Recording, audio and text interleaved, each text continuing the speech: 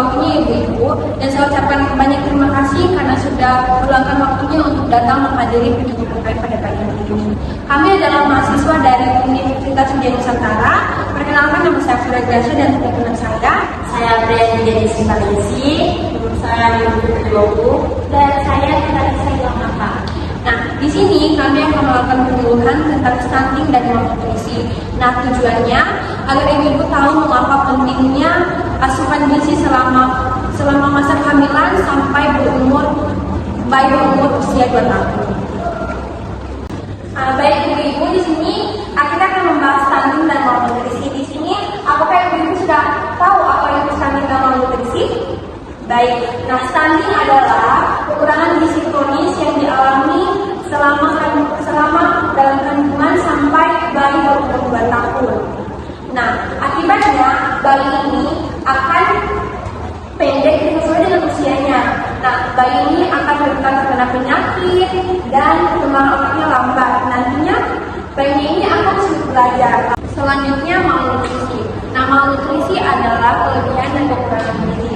Namun yang sering terjadi pada ibu dan bayi itu adalah kekurangan gizi karena kurangnya asupan zat gizi yang diterima oleh tubuh. Nah, jadi ibu-ibu harus memperhatikan makanan-makanan yang ibu konsumsi, makan makanan yang sehat, yang tinggi zat gizinya agar tidak terjadi stunting nantinya. Nah, ibu-ibu di sini kami juga akan menjelaskan tentang penyebab stunting yang akan dijelaskan oleh teman saya. Nah, oke ibu-ibu semuanya, ibu tadi sudah mendengarkan penjelasan dari rekan saya tentang apa itu stunting dan malnutrisi. Nah, sekarang saya akan menjelaskan tentang penyebab dari stunting dan malnutrisi ini. Nah, stunting dan malnutrisi yang penyebabnya itu yang pertama, kurangnya asupan makanan bergizi untuk ibu hamil. Kenapa? Karena setiap apapun yang dikonsumsi oleh ibu hamil pastinya akan berpengaruh pada janinnya. Nah, kemudian yang kedua itu bayi tidak mendapatkan ASI eksklusif selama 6 bulan. Nah, ASI eksklusif ini kan adalah yang paling penting untuk pertumbuhan bayi. Nah, kemudian yang ketiga adalah MPASI yang tidak bernutrisi. Nah, seperti apa itu? Nah, seperti nasi yang tidak ada lauknya. Nah, lauknya itu seperti sayur atau daging-dagingan. Nah, kemudian yang keempat itu adalah pola makan keluarga yang tidak seimbang, seperti keluarga dari bayi ibu-ibu sekalian atau ibu-ibu sekalian sering mengkonsumsi makanan cepat saji. Nah, itu sangat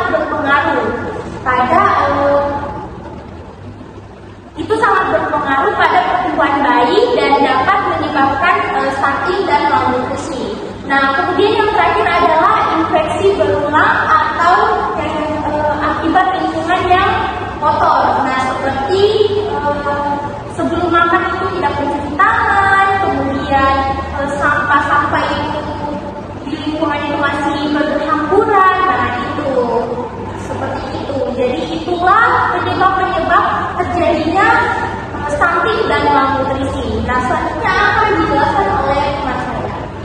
Ya, jadi ibu-ibu bisa tahu apa itu stunting, malnutrisi, dan penyebabnya. Sekarang ada beberapa dampak yang terjadi jika anak kita mengalami stunting. Yang pertama itu pertumbuhan fisik terlambat. Jadi anak yang mengalami stunting, tumbuh kembangnya itu lebih terlambat dengan anak yang sebayanya, atau tingginya itu lebih rendah daripada anak seusianya. Kemudian perkembangan otak terganggu, kekurangan zat gizi seperti protein, zat besi, dan omega 3 menghambat perkembangan otak. Jadi jika terhambat, anak tersebut akan susah untuk belajar dan juga konsentrasinya itu terganggu, sehingga prestasinya di sekolah itu bisa terganggu.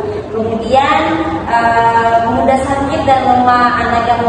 Anak yang memiliki kekurangan gizi atau mengalami stunting, daya tubuhnya itu lemah sehingga mudah terkena penyakit. Kemudian berisiko tinggi terkena penyakit di saat anak tersebut sudah dewasa, seperti penyakitnya itu darah tinggi, diabetes, dan juga jantung.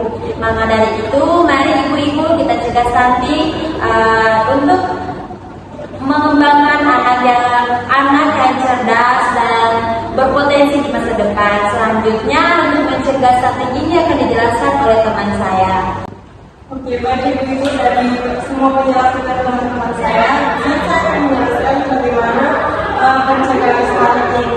Stunting itu bisa ibu-ibu lakukan dengan cara yang mudah. Yang pertama itu pencegahan stunting yang pertama itu memberikan MPASI yang bergizi kepada anak-anaknya ibu. Jadi ibu harus memberikan MPASI yang bergizi kepada anak-anaknya ibu. Dan juga ada pencegahan yang kedua, memberikan ASI eksklusif di 6 bulan yang pertama. Jadi ibu harus memberikan ASInya ibu kepada anaknya ibu dan jangan dulu diberikan susu formula.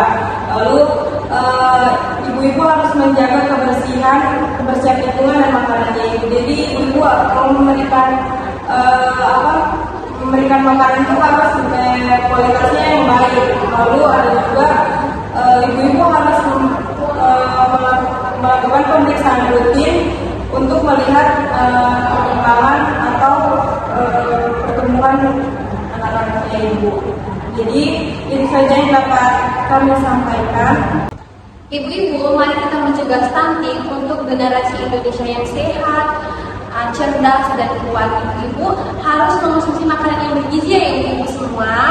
Nah, itulah penyuluhan dari kami semua. Apakah ibu-ibu sudah mengerti? Dan atau adakah ibu-ibu ingin tanyakan? Sudah jelas ya ibu-ibu? Baik, ibu-ibu, itulah penyuluhan dari kami. Terima kasih untuk waktu dan kesempatannya. Saya tutup. Wassalamualaikum warahmatullahi wabarakatuh. Shalom dan selamat pagi.